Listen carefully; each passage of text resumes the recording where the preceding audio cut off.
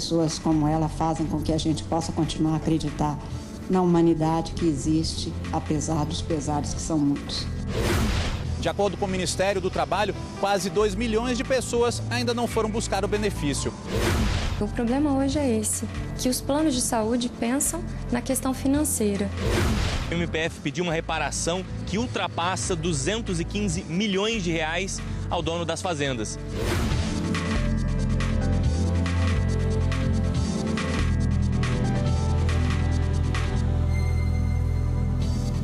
Boa noite. Boa noite para você. O ministro Celso de Mello do Supremo Tribunal Federal liberou para julgamento a ação penal aberta contra a senadora Gleice Hoffmann e o marido dela, o ex-ministro do Planejamento, Paulo Bernardo. O decano é o revisor do processo que será julgado pela segunda turma em data ainda a ser definida. Na ação relatada pelo ministro Edson Fachin, o ex-ministro, a senadora e o empresário Ernesto Kugler Rodrigues são acusados de pedir e receber R$1 milhão do esquema de corrupção na Petrobras para a campanha eleitoral de Gleice ao Senado em 2010. A denúncia foi recebida pela segunda turma em julgamento realizado em setembro de 2016. E o ministro Edson Fachin, do Supremo Tribunal Federal, negou o pedido do ex-tesoureiro do PT, João Vacari Neto, e manteve a execução da pena de 24 anos de prisão a que foi condenado por corrupção passiva no âmbito da Operação Lava Jato. O Tribunal Regional Federal da 4ª Região, com sede em Porto Alegre, negou os últimos recursos dele na segunda instância. O ministro Edson Fachin lembrou os precedentes do STF que assentam a possibilidade do cumprimento da pena após se esgotarem os recursos em segunda instância. Em Goiás foram identificadas várias irregularidades em áreas de preservação permanente que ficam dentro de 2 fazendas às margens do Rio Araguaia. O Ministério Público Federal quer a reparação dos danos ambientais. Na ação movida contra o proprietário das terras, o MPF pede também o pagamento de multa. Atividades de irrigação, captação de água diretamente do rio, sem licença ambiental, desmatamento de áreas de preservação permanente e de reserva legal. E ainda, construção de barragens também sem as licenças necessárias. Todas essas ações ilegais foram praticadas dentro de 2 fazendas localizadas na margem direita do Rio Araguaia. Os danos ambientais são devastadores, segundo o Ministério Público Federal.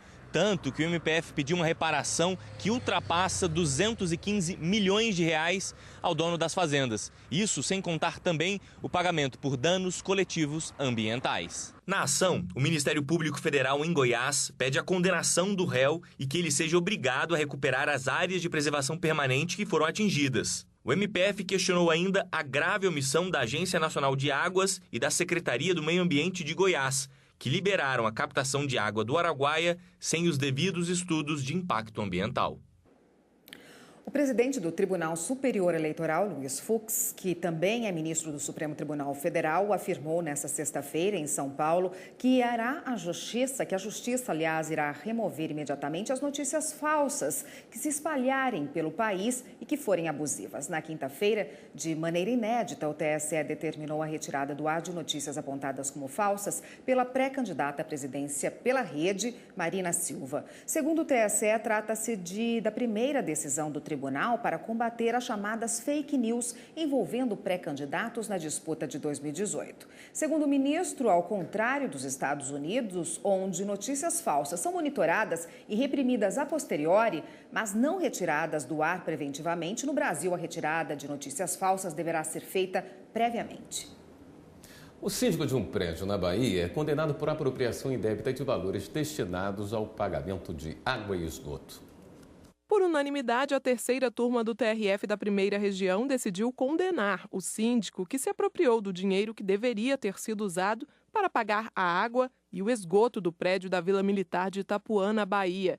Em primeira instância, ele já havia sido condenado. O acusado alegou que na época do cometimento do crime estava com dificuldades financeiras e por isso deveria ser excluída a culpabilidade. Sustentou ainda a atipicidade da conduta em razão da insignificante lesividade. Ao analisar o caso, a relatora desembargadora federal Mônica Cifuentes destacou que a subtração do valor não pode ser considerada uma lesão patrimonial insignificante, tendo em vista que a conduta foi praticada com abuso de confiança. Ele se valeu da condição de síndico para se apropriar da quantia. O colegiado ressaltou também que o valor correspondia a mais de 8 salários mínimos e não há comprovação de dificuldade financeira capaz de comprometer a sobrevivência do homem e de seus familiares. A seção 2 de dissídios individuais do TST decidiu que conselheiro fiscal do sindicato não tem estabilidade declarada por meio de mandado de segurança. O caso envolveu um zelador que apresentou recurso para tentar reverter sentença de juiz de primeiro grau que negou o pedido de reintegração de emprego. O Tribunal Regional do Trabalho da 4ª Região, no Rio Grande do Sul, manteve a sentença de primeiro grau que negou o pedido de reintegração do zelador. Para o regional, o mandado de segurança não se aplicaria ao caso, uma vez que não havia direito líquido e certo sendo desrespeitado. No Tribunal Superior do Trabalho, o entendimento foi idêntico aos da Justiça do Trabalho em primeiro e segundo graus. A relatora, ministra Adelaide Miranda Arantes, ressaltou a orientação jurisprudencial número 365 da SDI1, que considera que membro de conselho fiscal de sindicato não tem direito à estabilidade provisória, porque não representa ou atua na defesa de direitos da categoria, apenas cuida da fiscalização da gestão financeira do sindicato. Para o empregado, no entanto, o direito à estabilidade no cargo é claro. Ele indicou o artigo 8º, inciso 8º da Constituição Federal como argumento. A norma diz que é vedada a dispensa do empregado sindicalizado a partir do registro da candidatura a cargo de direção ou representação sindical e, se eleito, ainda que suplente, até um ano após o final do mandato. Os ministros da SDI2 não acolheram o argumento do empregado e, por unanimidade, decidiram que o conselheiro fiscal não tem direito à estabilidade provisória no cargo de zelador. O ex-governador do Rio, Sérgio Cabral, foi interrogado nesta sexta-feira no processo que apura ocultação e lavagem de dinheiro na Lava Jato. O interrogatório foi conduzido pelo juiz federal Marcelo Bretas, no Rio. Na audiência, Cabral admitiu ter movimentado 500 milhões em doações eleitorais, sendo 20 milhões do total para uso pessoal. No processo, ele é acusado, junto com os doleiros Renato e Marcelo Scheber, além do ex-secretário Wilson Carlos e dos assessores Carlos Miranda e Sérgio de Castro Oliveira. Somente nesta denúncia, o grupo é acusado de ocultar e lavar cerca de 40 milhões guardados no Brasil, 100 milhões depositados no exterior e mais quase 10 milhões ocultados em joias, segundo o MPF. Por unanimidade, a primeira turma do Superior Tribunal de Justiça manteve a indenização fixada em R$ 800 mil em favor dos pais de uma criança de 3 anos morta em uma troca de tiros durante uma operação policial no Rio de Janeiro. Os ministros entenderam que o valor determinado pelo Tribunal de Justiça do Estado é condizente com a gravidade do caso. O relator ministro Gurgel de Faria lembrou que a jurisprudência do STJ admite, em caráter excepcional, a alteração do valor arbitrado, caso se mostre irrisório ou exorbitante, o que, segundo ele, não se verificou no caso. O fato aconteceu em 2008, quando o carro da família foi confundido com o veículo onde estavam supostos criminosos em fuga. O automóvel foi alvo de 17 disparos feitos de uma viatura policial que os perseguia. A Agência Nacional de Saúde Suplementar suspendeu a venda de 31 planos de saúde de 12 operadoras. A medida, que começou a valer hoje, protege cerca de 115 mil beneficiários. Meu nome é Luciane, eu sou a mãe da Maria Alice, que tem enfrentado uma batalha para conseguir autorização do convênio para a cirurgia de correção de mielomeningocele da minha filha, ainda dentro da barriga. Mário, o marido da Luciane, nos dá uma boa notícia. A cirurgia da esposa e da Maria Alice foi um sucesso. A bebê tem o que os médicos chamam de espinha bífida, um problema congênito da coluna vertebral.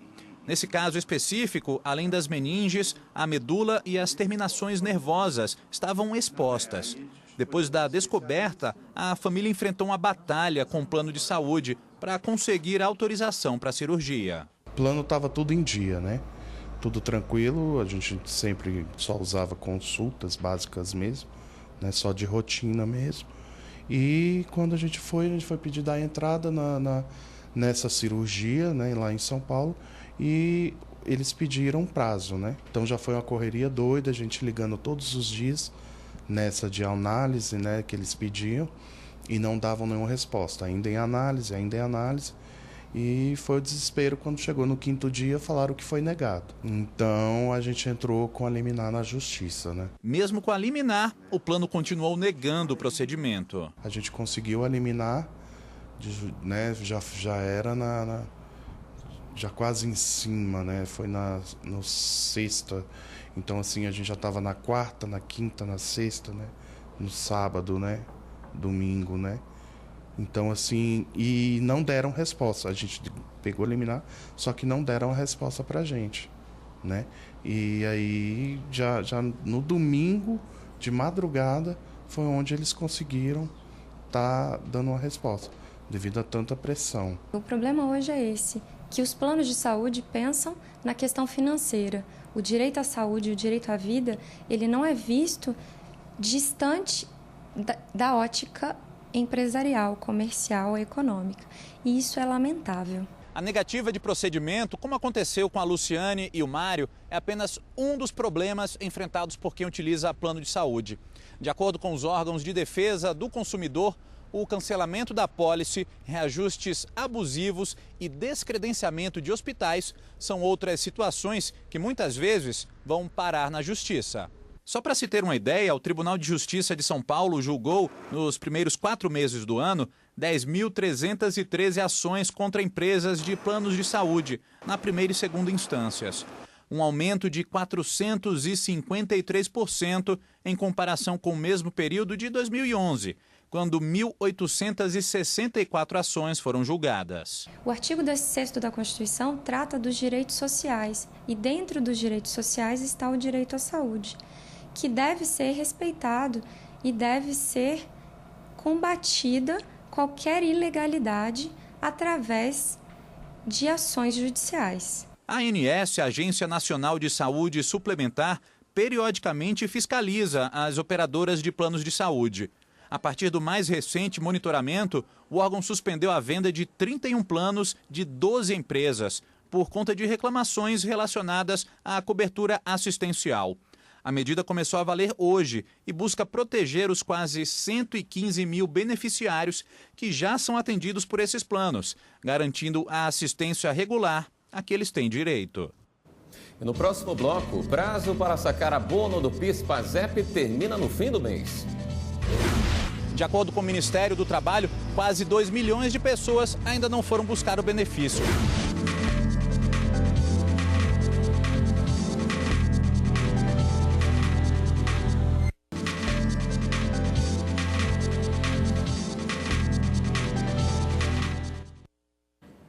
O ministro Luiz Fux, do Supremo Tribunal Federal, determinou o arquivamento do inquérito que investigava o deputado federal Onyx Lorenzoni, do DEM do Rio Grande do Sul, por prática de caixa 2 na campanha eleitoral de 2006. Há um ano, a defesa do político pediu o arquivamento, alegando que a planilha de propina da Odebrecht, em que o nome dele aparece, tinha sido fraudada.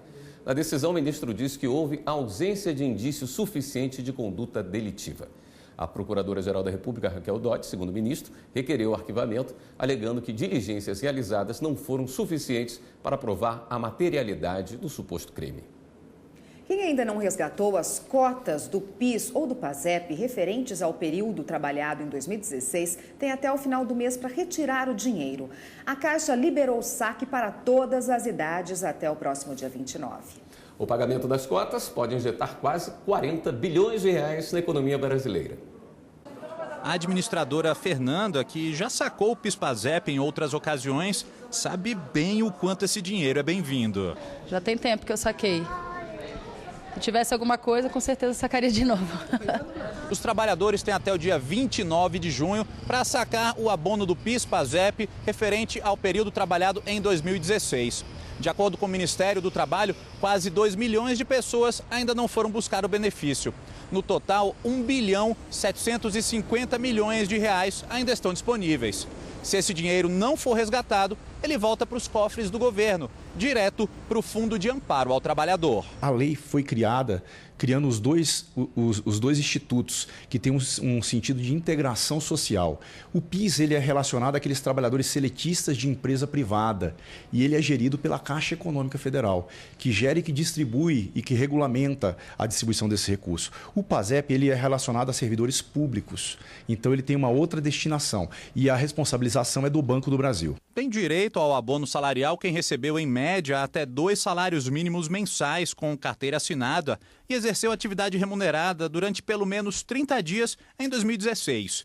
É preciso ainda estar inscrito no PIS/PASEP há pelo menos 5 anos e ter os dados atualizados pelo empregador na ARRAIS, a Relação Anual de Informações Sociais. Se o período trabalhado foi de 12 meses, o trabalhador vai receber o valor integral do benefício, um salário mínimo, R$ 954.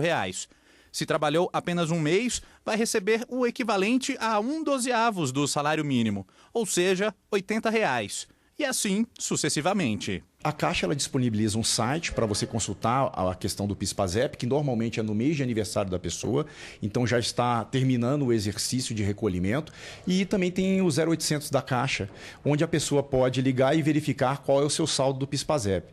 Lembrando que se ela quiser ir a qualquer agência da Caixa com documento pessoal, ela poderá sacar o benefício ou através das lotéricas com o seu cartão cidadão. Anote aí os contatos para saber mais sobre o PIS e o PASEP. O telefone da Caixa é 0800 726 0207 ou pela internet no site www.caixa.gov.br/PIS na opção Consultar Pagamento. Servidores que têm direito ao PASEP podem ligar para o Banco do Brasil no telefone 0800 729 0001. O SEBRAE e a Ordem dos Advogados do Brasil firmaram uma parceria que vai ajudar os pequenos negócios, um setor da economia que gera cerca de 70% das vagas de emprego por mês no país. Há 10 anos, Júlio resolveu montar o próprio negócio junto com a esposa. O casal decidiu abrir uma clínica estética considerada uma pequena empresa devido ao faturamento. Ao longo desse tempo, 8 funcionários foram contratados e a clientela só cresceu. A vantagem é que você tem autonomia total, né? Então você inicia um pequeno negócio, né? E você vai fazendo do seu jeito. Né? E conforme a proporção, você vai incrementando outras coisas, né? E a questão da desvantagem, eu acho que é uma questão um pouco burocrática, acho que todo mundo sofre com isso, né? Os pequenos negócios são divididos em 3 categorias. O microempreendedor individual é aquele com faturamento anual de até R$ 60 mil. As microempresas são negócios com renda bruta anual de R$ 60 mil a R$ 360 mil. Já as pequenas empresas são aquelas em que a renda varia de R$ 360 mil a R$ 3.600.000 por ano. Os pequenos empresários têm uma série de vantagens previstas pela Constituição Federal, como impostos menores e tratamento diferenciado nas licitações. Para garantir esses e outros direitos, a Ordem dos Advogados do Brasil e o SEBRAE firmaram uma parceria. Uma das medidas das duas instituições é a criação de uma comissão para tirar dúvidas e estimular pessoas que querem abrir o próprio negócio. A parceria entre SEBRAE e OAB tem um motivo. Os pequenos negócios no Brasil são fundamentais para a economia do país. Representam 25% do produto interno bruto, criaram mais de 7 milhões de empregos com carteira assinada entre 2000 e 2011 e são responsáveis por 70% das vagas geradas por mês. Os provedores de acesso à internet devem fornecer, a partir do endereço IP, os dados cadastrais de usuários que cometem crimes virtuais, mesmo que os fatos tenham ocorrido antes do Marco Civil da internet. O entendimento é do Superior Tribunal de Justiça. Segundo o processo, o internauta usou a marca de uma empresa de informática para enviar mensagens de e-mail que induziam os destinatários a clicarem em um link. Após o clique, era instalado no computador um programa capaz de roubar dados da vítima. A empresa de informática conseguiu identificar o IP de onde os ataques haviam saído e pediu na justiça informações do usuário. O Tribunal de Justiça de São Paulo aceitou o pedido da empresa e fixou multa diária de R$1.000 em caso de descumprimento.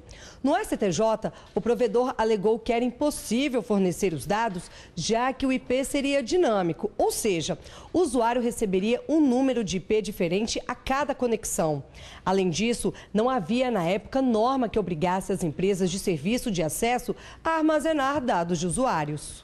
O relator no STJ, ministro Paulo de Tarso Sanseverino, manteve a decisão do Tribunal de Justiça e explicou que os fatos ocorreram antes do Marco Civil da Internet.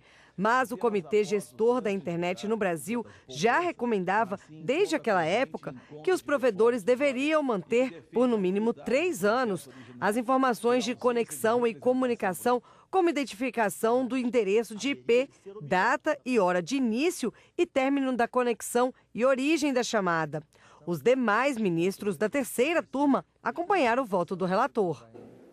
E no próximo bloco, dicas de uma especialista para encontrar o equilíbrio entre vida profissional, afetiva e social. Pessoas como ela fazem com que a gente possa continuar a acreditar na humanidade que existe, apesar dos pesares que são muitos.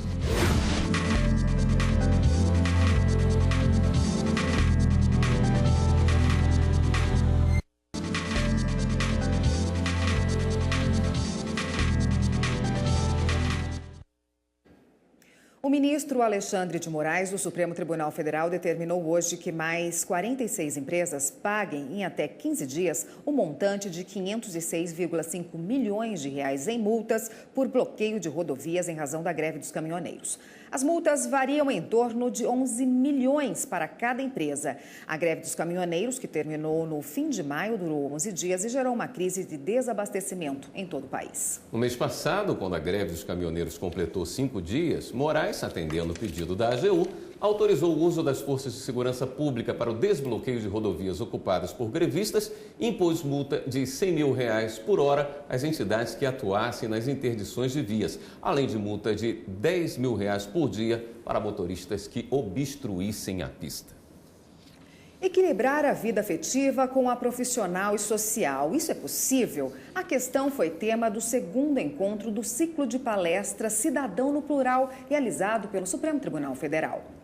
Idealizado para compartilhar pensamentos e ideias entre servidores do Conselho Nacional de Justiça e do STF, o evento foi aberto pela presidente do STF, a ministra Carmen Lúcia. Nesta edição, o tema foi Vida Profissional, Afetiva e Social. Existe um equilíbrio possível?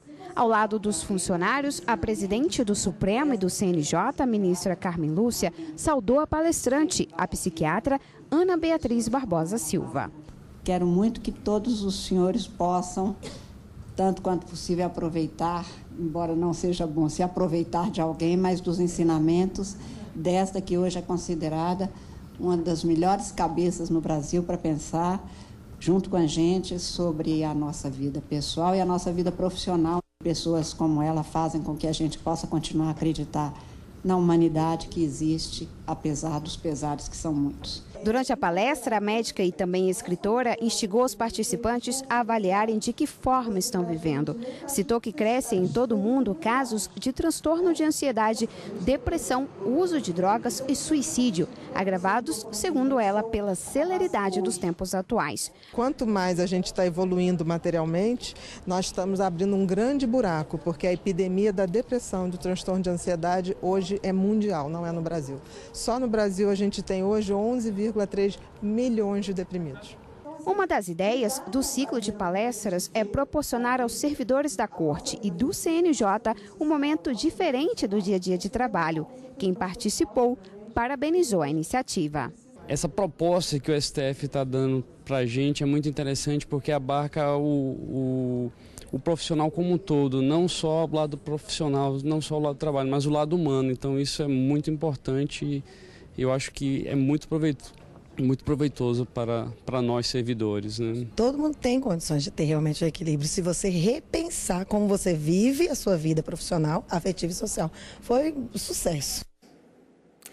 Depois de decidir adotar uma criança, vem a expectativa diante da grande responsabilidade que está sendo assumida e muitas dúvidas. Perguntas do tipo: Como os pais devem agir ao adotarem? Como será a relação, com os filhos que chegam? Sim, em Alagoas, voluntários do Grupo de Apoio à Adoção estão reunindo pais e crianças para prepará-los para esse momento, que na verdade vai durar por uma vida inteira. E a ideia é também incentivar e divulgar a adoção tardia e de grupos de irmãos. Em Alagoas, 2 participações no Grupo de Apoio à Adoção da 28ª Vara da Infância e da Juventude fazem parte do curso de preparação de pretendentes à adoção.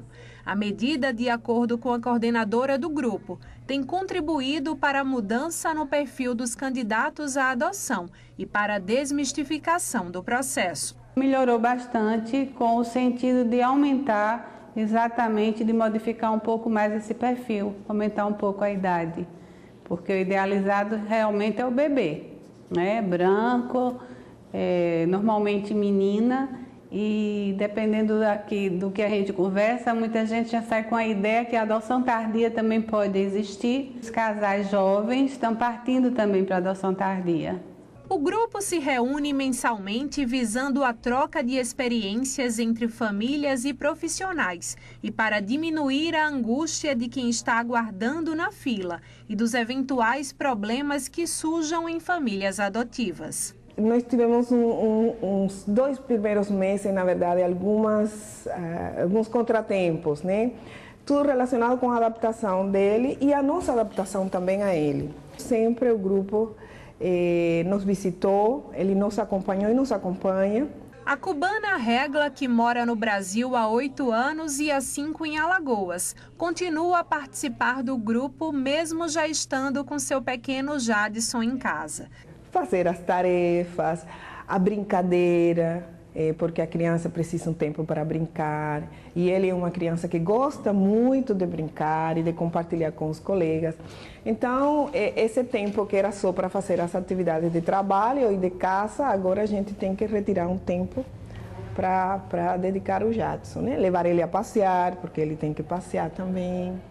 E então tem sido assim uma mudança grande, mas estamos muito contentes. A adoção é uma gestação fora do corpo e feita no coração. A adoção é amor. O Fórum Brasileiro sobre Liberdade de Imprensa do Conselho Nacional de Justiça promove na próxima segunda-feira, dia 11 de junho, o seminário 30 anos sem censura, a Constituição de 1988 e a liberdade de imprensa. O evento será na segunda turma do Supremo. De lá, o repórter Jaime Vasconcelos tem os detalhes do evento. Boa noite, Jaime. Oi, William, boa noite a todos. A presidente do Supremo Tribunal Federal e do Conselho Nacional de Justiça, a ministra Carmen Lúcia, abre os trabalhos do seminário na próxima segunda-feira a partir das 9 da manhã. Nessa conferência inicial, palavras do deputado federal Miro Teixeira e de Rosisca Darcy, jornalista, escritora e integrante da Academia Brasileira de Letras. A expectativa é de uma participação intensa de representantes do judiciário, de jornalistas e de integrantes do meio acadêmico. Nos painéis, durante todo o dia, temas como liberdade de expressão, imprensa livre, formas de censura, novas mídias e fake news, as notícias falsas. Entre os participantes, o ministro Aloísio Correia da Veiga, conselheiro do CNJ, o presidente do Conselho Federal da OAB, Cláudio Lamáquia, o presidente da Associação Brasileira de Imprensa, Domingos Meirelles, e os jornalistas Fábio Panunzio, Renata Lopretti, Helena Chagas, entre outros. Mais informações e também como fazer a sua inscrição para o seminário nos sites do Supremo Tribunal Federal, stj.jus.br, e também no site do Conselho Nacional de Justiça. Volto com vocês no estúdio. E o Jornal da Justiça, segunda edição, fica por aqui. Tenha um bom fim de semana. Boa noite para você. Continue com a programação da TV Justiça e até segunda.